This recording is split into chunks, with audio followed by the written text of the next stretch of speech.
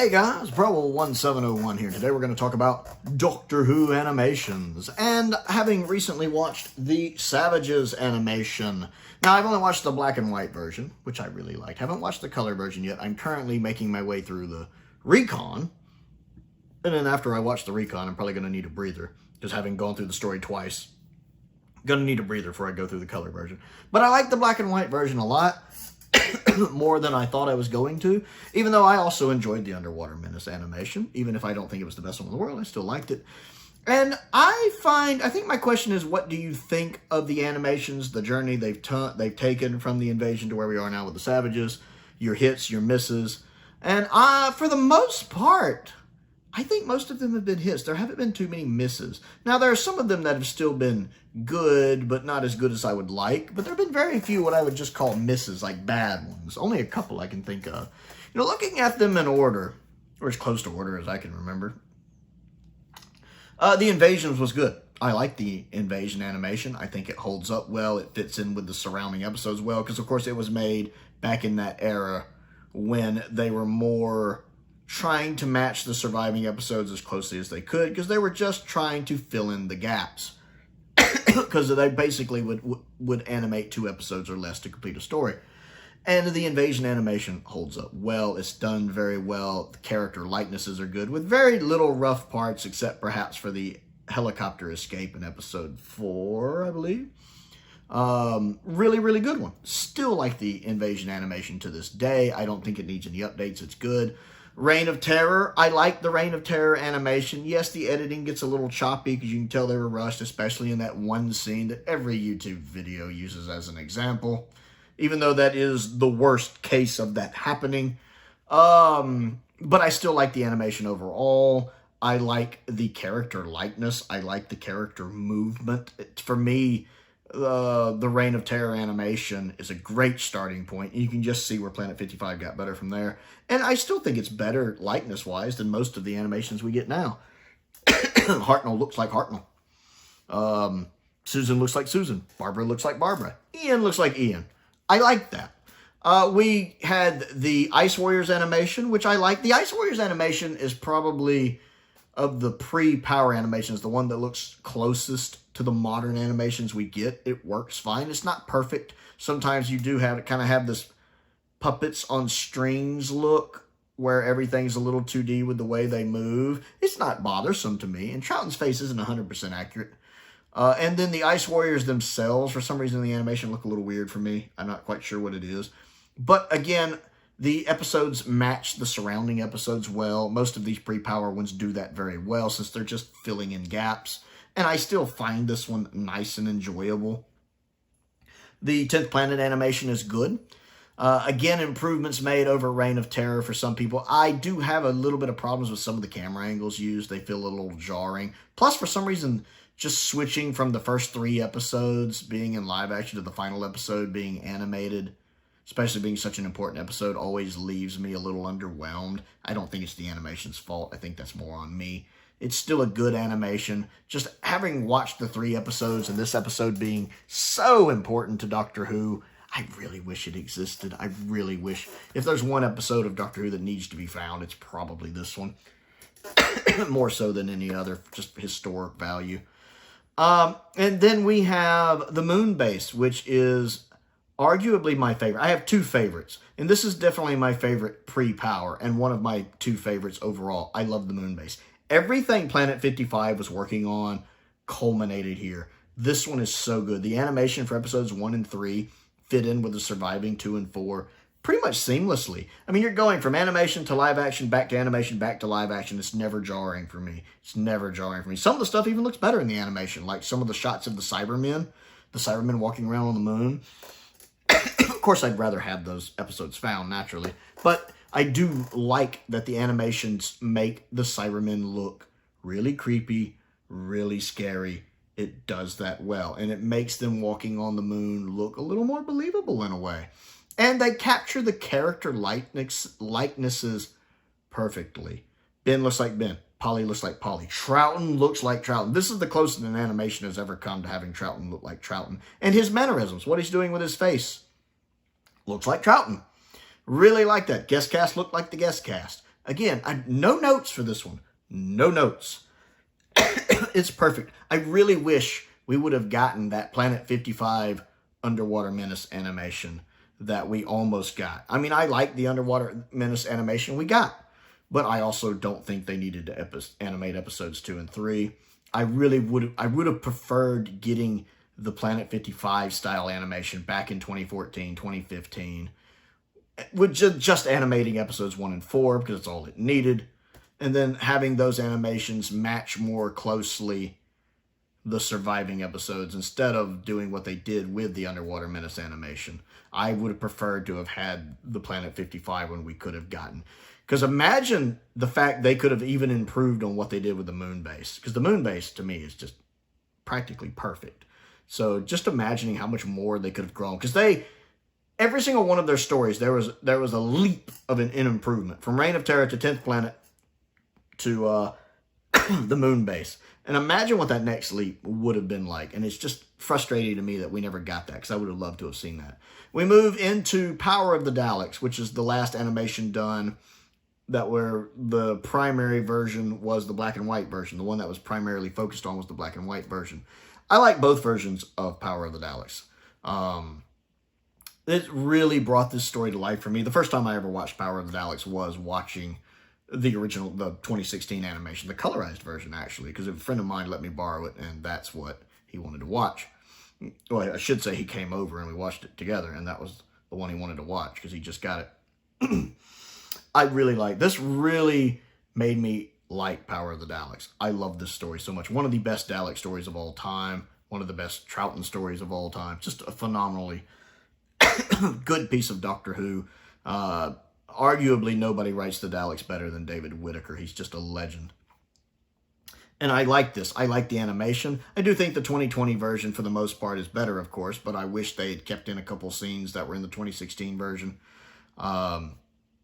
But I liked it so much that I was definitely able to feel like I was in this world. It's so good that it's literally one of my favorite Doctor Who stories of all time, even though it's completely animated. The fact very little of the original footage exists, no complete episodes, and that it still makes me love this story so much is a credit to, one, David Whittaker's writing, and two, how good the animation team did doing both of these versions of the story. Very much like this one. Then we got Shada. Just as an outside note, I do love the animation for Shada. I really like how Shada transitions from live action to animation so seamlessly. Like every time, I never have a problem with the story jumping from animation to live action. Especially that very first transition is really well done. But all of them are fine. None of them feel jarring. I think the animation is good. Tom Baker's face isn't quite perfect. It's a little off, but good enough to where it's not really bothersome. Just something to make a note of. The character movement isn't perfect, but good. I very much like this version of Shada. I think the 6-part version of it on the box set is the definitive version of it. And then we have Macra Terra, which is my other favorite, my post-Power of the Daleks favorite. And besides Moon-based, I think the best the animations have gotten. This is the gold standard for me. This is the peak. This is what I need a future animation to beat. Sun and Moon Studios nailed this. And the BBC needs to pay them and bring them back. The fluidity of movement in this animation is second to none. I love that when characters move in this story, they move like real people. They move like real characters. I don't feel like I'm watching a South Park animation. I feel like I'm watching people moving because the fluidity of movement's done so well. Not just in the body language, but in the facial expressions. The way characters move their faces when they're thinking, when they're talking, feels like natural movement to me, which isn't always the case with the animations.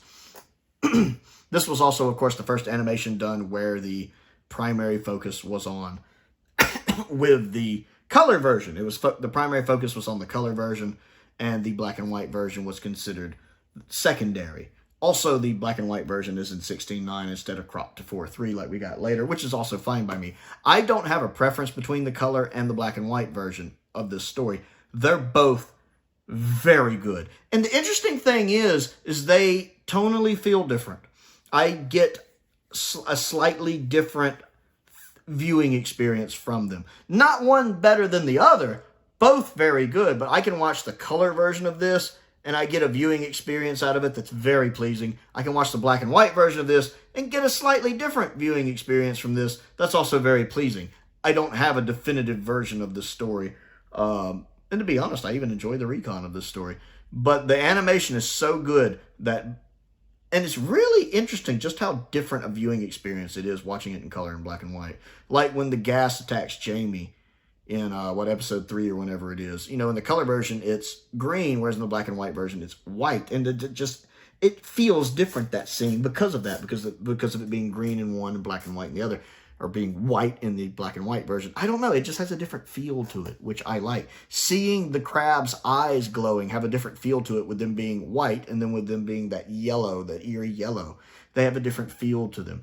Such a good story. And I love the decision here, and I don't always like when they do this, but I love the decision here that the team on this story took to take the creative liberties. Do I miss the rough and tumble scene? Yes, it's a great scene. Does it ruin the animation for me? No. I understand. If they had to cut that scene to allocate more budget to improving the rest of the story, I'm all for it. If to include that scene, they would have had to have made the rest of the story in a less quality, I wouldn't have wanted that. Because I love the way everybody's moving here. The change of clothes at the beginning instead of partway through the story, I'm fine with that. Little nitpicks like that do not bother me. I love the creative choices. I'm glad the Macra don't look like the original props. They looked bad. I mean, it's classic Doctor Who. What was I talking about? The Macra, I believe. The Macra likenesses isn't 100% perfect. Like, Ben seems really hard to get right, to be fair. Ben seems really hard to get in animation, especially the post-power animations. He's fine, but it's a little hard to get right. Troughton is almost perfect. His nose is slightly off. It needs a little more of a sharp edge to it. It's a little too rounded, but that's a minor little nitpick. Nothing major. It's actually a pretty good likeness of Troughton. And again, I love the way his face moves and how expressive it is in this story. This is, like I said, the gold standard for me. This is what all of the animations should strive toward. And this is definitely the one that benefits, I think, the most from the creative liberties that it takes. Again, not using the original Macra props as a basis, and instead kind of doing their own thing with the Macra to make them look more terrifying and more realistic. Expanding the rooms, for example. I think a lot of that works a lot better for the most part. I like that. Instead of finding the one guy's body, Jamie just finds his goggles and he's gone. It just adds to the tension and the atmosphere of the scene. I like that. Macra is definitely top line for me, S tier. The Faceless ones, Now, the Faceless ones is still good. It's a little bit of a step down from Macra, but it's still good. The movement isn't quite as smooth as Macra. Still good. A little choppy in some places, like the Doctor throwing a ball. A little choppy. Not bad. Likenesses are alright. Jamie looks a little weird. His nose is a little odd in this one. Troughton's head is shaped weird. Like, his face is fine. I actually don't mind Troughton's face. His head's shaped a little weird. Like, this part of his head is bigger than here. It's just, there's an odd shape there. It's again, not really bothersome, just a minor nitpick. I do think Ben is fine. Again, not perfect. Ben seems really hard to get right. Polly, I think, is really good. I actually like Polly's animation in this a lot. And the guest cast seem fine for the most part, although that one airline lady looks really weird. The one kind of lady, that's one of the chameleons, looks weird. The animation, again, gets rough in some places, like when there's a fight in the parking lot. It doesn't work with the animation. I do love the fact that they tried to match the animation to the surviving episodes. I like that. I hate when the surviving episode and the animations don't match in some ways. It's not as bothersome in other ways. But I like the fact that because the two surviving episodes are early episodes, episodes 1 and 3, that the scenes that feature in the surviving episodes, they do try to match that in the animation. And then the later episodes, when they go to locations that we don't have surviving footage for, that's when they kind of make everything a little bigger and better, like the alien space station. And I think that's a really good approach they take. I like that. That way, if you want to watch, say, the black and white version of the animation with the surviving footage, it's not janky. It's not jarring at all. They actually flow together pretty well, and I like that. So I feel like the Faceless ones doesn't quite hit Macro Terror, but it's still a good one. It's just a bit of a step back. Now, then we come to Fury from the Deep. Oh, Fury from the Deep. My least favorite animation. I think part of the problem is the time and budget, especially the time. Because Big Finish Creative, the stories they did after this one are much improved, even if they take a similar art style. I personally don't love this art style, although I do think Galaxy 4 and Abominable Snowman are much better, and I actually enjoy those animations. We'll get to those. But this one, I just feel like you can tell they were under the gun here for time. I don't like it's really the look they give Troughton. It's obviously Troughton, but it is this more stylized take on Troughton. Also, I don't like the fact his eyes aren't blue. They're more of a green, and I don't know why, but that bugs me. But Troughton, I just don't care for this animation picture of him as much. Even though they use the same one for Abominable, and it doesn't bother me as much there. I think Jamie is good, though. I actually think the animation for Jamie is good. I think the animation for Victoria is pretty good. I think her cheeks are a little too full here. Evil's definitely better, but it's pretty good. The guest cast is a little hard. Some of them look like caricatures. I feel like Oak and Quill are reduced to caricatures. They just look like caricatures. Some of them work fine, but some of them just look like caricatures. Also, the movement here is really choppy, really janky, really jarring. They move like South Park characters. The biggest example being when Jamie and the Doctor run to throw a couch out the window to get all that air out, and they move like South Park characters. The limited movement of this story really takes me out of it. Everybody just moves like South Park characters to me. There's no fluidity to movement at all. It's very janky. I don't like the decision to expand the areas and make them bigger. I think just at a conceptual level, that was a bad idea, because I feel like the close quarters of this story adds to the tension and the claustrophobic nature of the story. And I feel like if you watch the surviving footage and just going on, the audio of the story, it has a very spooky, scary, crammed in, claustrophobic feel to it that the animation does not match what's going on in the audio to me, and it just pulls away from that. And I just can't come to terms with that. But I think it's also interesting, leaning into what I said about how Oak and Quill feel more like caricatures, like the comedy duo almost, is if you take the surviving footage from episode 2, when they gas the one doctor's wife, and they do the gas, and you look at the original scene, it's creepy, it's terrifying. The look on, what is that, Mr. Quill, I believe, the look on his face as he's, and the music and all of that comes together. That's a pretty scary scene. One of the spookiest scenes I think I've ever seen in Doctor Who. Whereas if you look at the cartoon version of it, it's almost like a parody. I'm not saying it's bad, but it's really not good. It's nowhere near as effective. And I feel like that's the animation in general. If you look at the little bit of surviving footage versus the animation. And yes, of course, there's the arms being too long. There's the bit where in the one cliffhanger, everybody's kind of standing out at a side like this. I feel like that's just the animation being rushed and not having enough time. Some of the soldiers having masks so they don't have to animate the faces. For some reason bothers me, because I just know they wouldn't have been wearing... They look kind of like Vipers from G.I. Joe, actually. For me, I always think of the Vipers from G.I. Joe. I don't know why. The scene when the tentacles are reaching out of the water for the helicopter. I get that the comedic bit of the helicopter from the original version probably wouldn't work in animation, especially for that long. So they had to do something. But it doesn't fit the story. I mean, if the tentacles could reach up and do all that, wouldn't they be more of a threat Wouldn't they be destroying the bases? It just seems like it comes out of nowhere in the animation, and it doesn't quite work. Like, they managed to beat everything at the end, but what about all those big tentacles that should still be in the water? Are they using the little sonic things? It doesn't make sense to the plot for it to be there.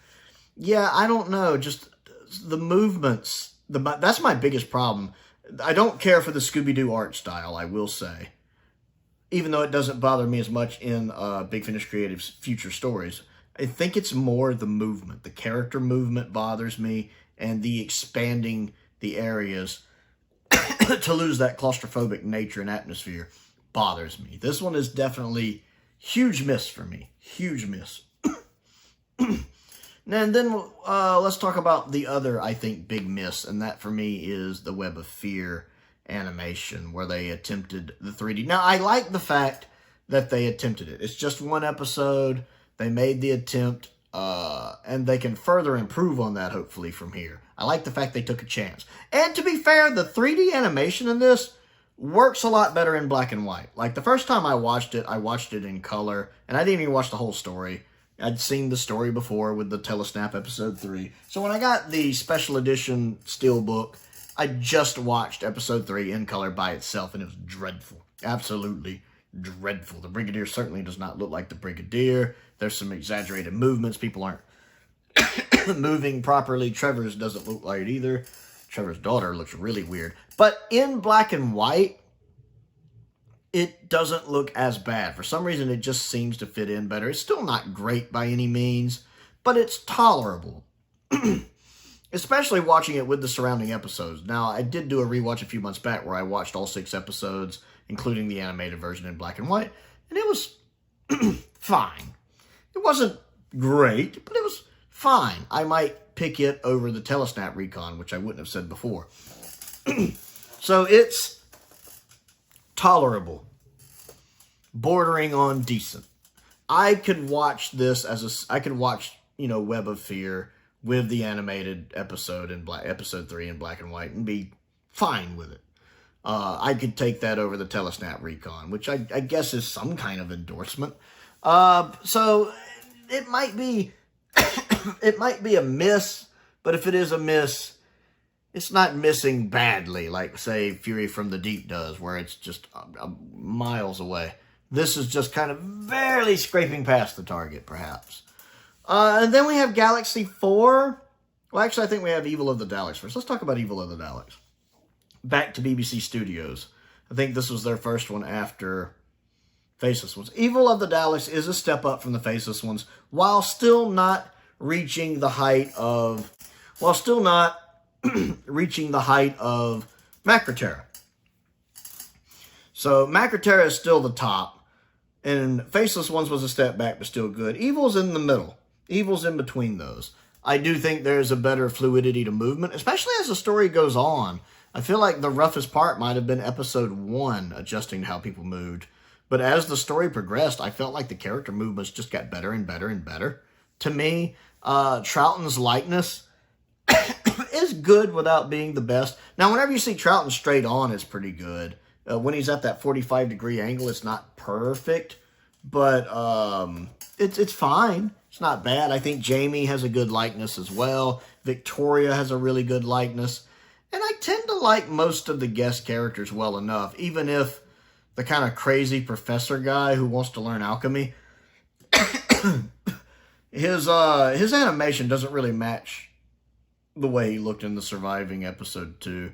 Because, like, he's done more regal here with his hair and his beard, more like, kind of a rich guy, whereas he has a little more of a wild look in the surviving episode 2, kind of this Doc Brown look with the way his hair just kind of goes out, and I just like that better.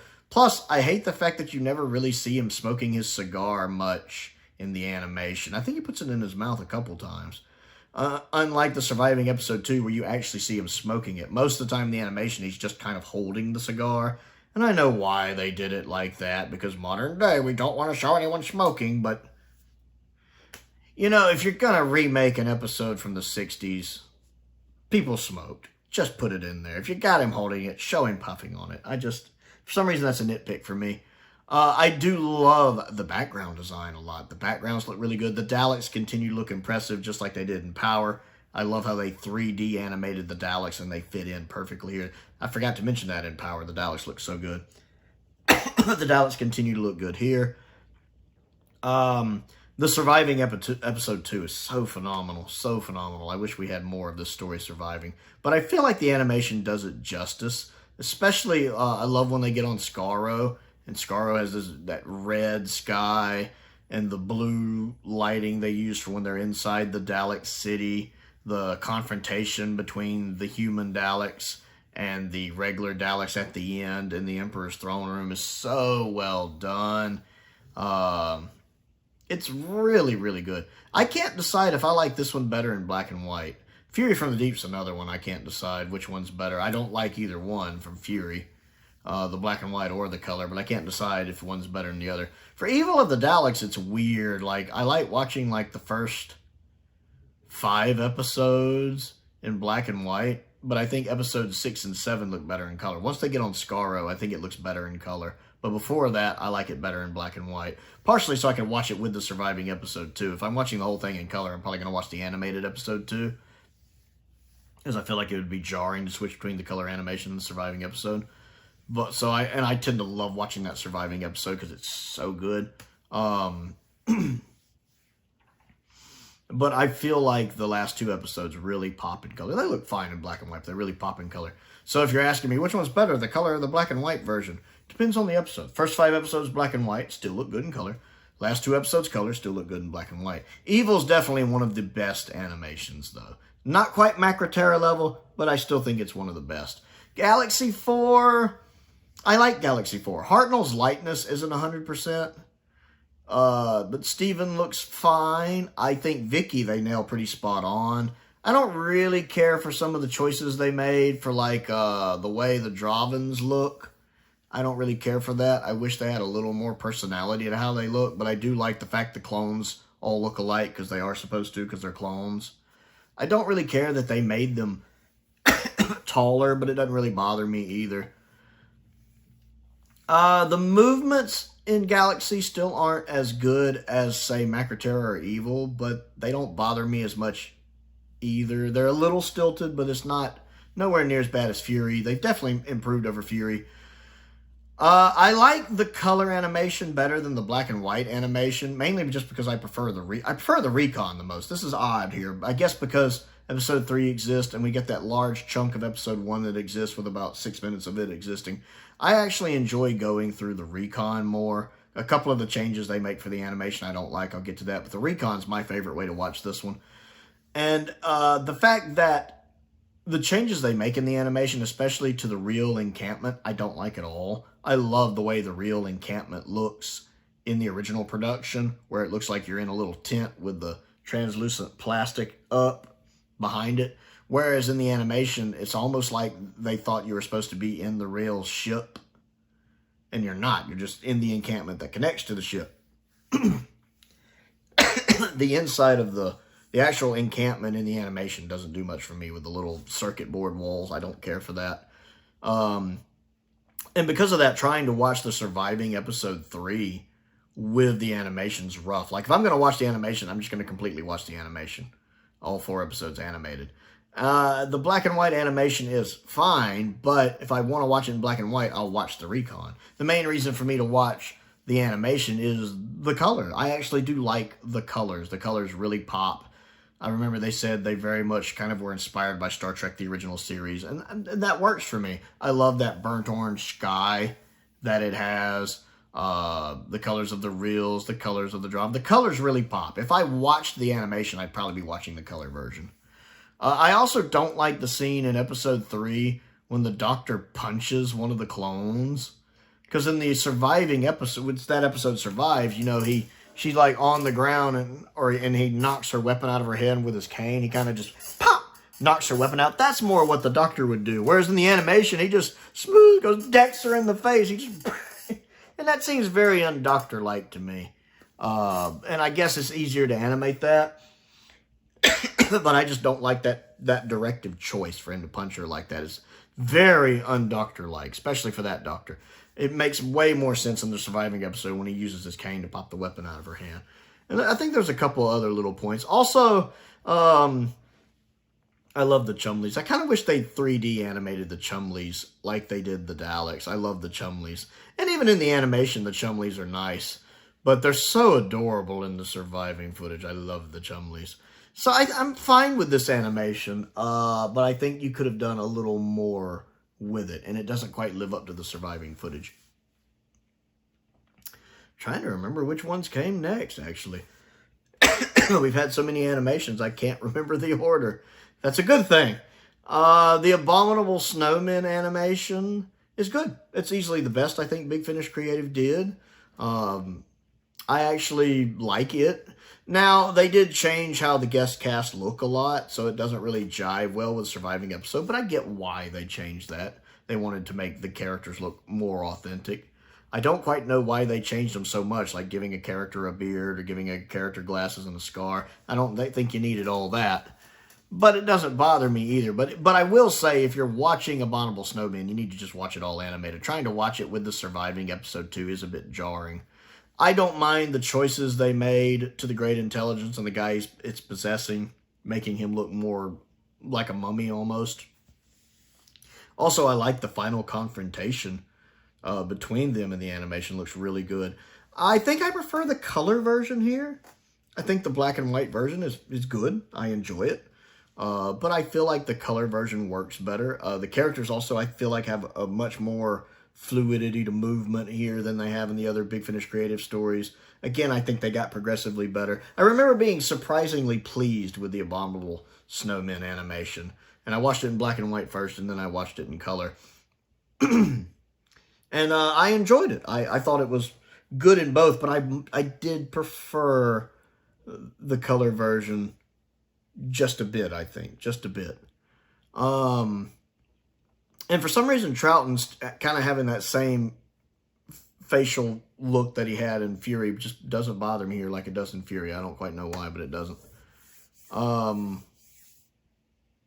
Celestial Toy Maker's animation doesn't really bother me like I thought it would. I think it's because it fits the surreal nature of the story. The kind of fantasy nature of the story. This animation works. Like, I could imagine the Doctor being plucked into the Toy Maker's universe, them actually looking like that they got converted into looking like that. Because it does have that very toyetic look to it that really lends itself well. Now, you can't animate the Crusade or Daleks Master Plan looking like this. It wouldn't work. But for this story, it works. And I love the creative license they took with this to really embrace the fact that normal laws don't apply in the Toy Maker's realm, where they make the toy characters in it look more like toys, the playing cards looking like playing cards, the dolls looking like dolls, and expanding like the obstacle course at the beginning with the clown and making the booth look like the clown car and adding the beeping, making the Trilogic game, not the Trilogic game, but the game at the end between the Billy Button character, look more dangerous with it being above the air, you know. I enjoyed that. Dodo is a bit of a nit in this, but that's not the animation's fault. I like how it expands on the Toy Maker's powers, like when he shrinks, when he grows, when he comes out of the cuckoo clock. That's really, really good. And I feel like they capture Michael Gough's likeness very well here. I have a couple little nitpicks, mainly because a couple of the things that I like better about the surviving episode 4, I wish they'd done here, like when the Doctor and the Toy Maker are talking and they have that whole scene of the, "Make your last move, Doctor. Make your last move." I hate the fact they do that line in like a pulled away shot in the animation, whereas in the original story, it's cutting back and forth between more of a close-up between the Doctor and the Toy Maker, and that gives it a very personal, intense feel to the episode. That's my favorite scene from the whole story. But in the animation, they're just kind of lazy with it. They don't try to copy that, and it's done kind of in this away shot, and it doesn't work. Even though I love the animated episode 4, that scene doesn't work, and that's my I won't say linchpin scene, but that's my key scene. I love that conversation between them. No, I mustn't. You nearly had me there. I love that. I love that moment. I'm glad that scene exists. such a good performance from William Hartnell and Michael Goff. Great performance. So I do overall, though, like the animation. And it fits that story. And I was surprised because I was one of those from the trailer. I didn't know if I was going to like it. Since it doesn't look exactly realistic. But again, once I watched it, and I love that scene, right before the dancing floor, where they added that bit in, where there's just this montage of crazy stuff happening, cards coming out of the toy maker's mouth. It's a wonderful scene and a great way to fill that space. I love the just otherworldly feel that this story has now that they couldn't do with the original production. Matter of fact, you watch the surviving episode 4 after watching the animated episodes 1, 2, and 3, and it feels so much less than the surviving episode 4 because, they had to make this story on the budget they had for Classic Who, and it's such a step back. So I actually find that one to hit really well. And if they make the kind of improvement that they made going from, because Shapeshifter Studios, of course, did Web of Fear Episode 3 and this, if they make that kind of jump in quality again that they made from Web 3 to Celestial Toymaker, if they make that kind of improvement quality again, I'm curious to see what the next 3D story would look like. And I'm all in favor of more 3D stories. That's the only way we're probably going to get some of them. Underwater Menace, I think, is good. I liked it. Now, I've only watched the black and white version of it, and I've only watched the animated episodes 1 and 4, because I have zero reason to want to watch. Why would I watch a fully animated story when half the episodes exist? It boggles my mind. I don't need to see this story in color. It looks good in black and white. I love the surviving episode 2 and 3. I'm not going to watch a story completely animated that half exists. I don't even understand why they wasted their time. But I guess that's just the deal they signed. But I thought even the creative liberties taken with some of the characters in the animation where they changed what they look like, which is stupid when half the story exists. They're like, well, we're treating the animations as brand new productions, which is fine when a story is almost completely missing or completely missing, but when literally half of it exists, you are a moron. That is a stupid thing to do.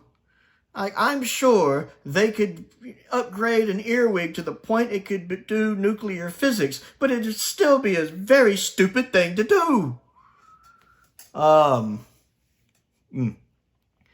But to be honest, the changes they make in the animation, as I said in my review at the time, oddly enough didn't bother me like I thought they would. Like the fish people looking very different in the animation than they do in the surviving episodes. For some reason, it wasn't as problematic to me as I thought it would be. Or the king of Atlantis looking so much different than he does in the animation than he does in the surviving episodes. Doesn't really bother me either. I was able to go from the animation to the live action back to the animation at the end without that really being as problematic as one would assume it to be. But I'm still disappointed they changed it in the animation, especially considering the look of the fish people from this story is probably the most iconic thing about it. I mean, the fish people are what you see, on the cover of the DVD, the cover of the vinyl. That's, usually involved on the cover. It's probably on the cover of the novelization. So I don't understand why they didn't stay kind of truer to that when it's such an iconic part of the story. But I still enjoyed the animation well enough. I thought the characters looked like the characters. I liked the likeness for Troughton a lot, and that's a big deal for me. I thought everybody, again, the movement, I thought looked really good. So I think I like the Underwater Menace animation more than most. And then, the Savages animation. I've only watched the black and white version, but as I said in my review, I really liked it. I'm looking forward to watching the color version, but not only have I watched the black and white version, but I've also watched the reconstruction. So after 2 viewings of this story, I will need a little bit of a break, I think, before I tackle the color version. But first off, the fluidity of movement. Again, a big deal for me is really good here. The characters move really well. Their facial expressions work really well. They feel like natural characters, not just drawings. The way they're moving, that's a big deal to me. The way they're walking works really well for me. It looks really good in black and white. The way they did the grayscaling in this makes it feel... sometimes you see something, you can tell it's just, okay, this is modern black and white, as in they did it in color and then just monochromed it. This has a more vintage look to it, like I'm watching an episode of 60s Doctor Who or Perry Mason. It looks like old black and white. I don't know if that makes sense, but hopefully some of you know what I mean. I like the fact that most of the cast look like the cast. I understand also why they didn't quite go for the colorization choices, let us say, for some of the characters in this story, and the fact they just basically did everybody's white. I agree with that decision. I think that makes more sense to do it that way, so you don't have everybody in either gold face, brown face, whatever you want to call it. I agree with the choice they made for the animation there. I do like how they expanded the city. I have to say, I love the original sets, having seen them in the reconstruction, but I like the animation, how they expanded the city. I love the little globe that comes up from the table they can look at. The caves look good in the animation. I love the laser effects a lot better than the recon. I never cared. I don't like how they look in the recon. Love the laser effects in the animation and how it hypnotizes you and you glow and the gun glows. I like the look of the guns. I was really pleased with this animation. More so than I thought I was going to be. Hartnell doesn't look 100%, but he also didn't look as bad to me as I thought he did in the trailer. Again, maybe it's because it's in black and white, but it didn't bother me nearly as much when I was watching it. I feel like Dodo is spot on. I feel like Steven looks pretty good too. I mean, it's obviously Steven to me. And then I think the guest cast looked fine. Sometimes even better in the story. Like the way they made the old guy look in the story with that paper mache on his face. Didn't care for that. Looks much better in the animation. So some of the characters, I think they look better in the animation. I could definitely say I preferred the animation over the reconstruction by far. So quite pleased with the animation there. So I feel like the animations have definitely had their ups and downs, but they're still in a place where I'm comfortable with them because I have enjoyed the last three. Underwater Menace was good. I don't agree with all of the choices they made, but it's good. Celestial Toymaker was really good because that animation style fit the nature of that story. They are going to have to do some improvements if they take on a more realistic story like The Crusade or Marco Polo. But I did think it fit that story well. And then I really like the animation for the Savages. So I feel like the animations are in good hands at the moment. And it's wonderful to know that more are on the way. So I want to know what you think of the animations. Which ones your favorite ones are. My two favorites so far are still the Moonbase and the Macra Terror. Those are still tops for me. I want to know which ones you liked, which ones you didn't like, and where you feel the animations are now. Have you liked these last few we've gotten? And what you would like to see animated next. Give me the Smugglers. Give me Wheel in Space, or give me the Space Pirates. Those are my top three I want right now. Smugglers, Wheel in Space, Space Pirates. Although I already have an amazing Wheel in Space animation from, of course, Iz and Steve Skinner, which is fantastic. Hats off to them. Don't forget to comment down below and let me know your thoughts. I always enjoy talking about these things with you guys. I have a Patreon if you would like to support me on that. There's a link to that down in the description below. I want to give a shout out to some of my top tier patrons, Colin Coney, Sam Venning, Unknown289, and Finn Perkins. I appreciate their support, as I do the support of all of my patrons and my YouTube members. I have a P.O. box down there if there's anything you'd like to send me to look at and review. A link to my Amazon wishlist is down there. A link to my Amazon UK wishlist is also down there as well. Love getting fan mail. Makes my day. Been enjoying getting these standard edition sets in. Simon and Colin have been really generous about sending some of those, and I very much appreciate them. And most importantly, thank you for watching.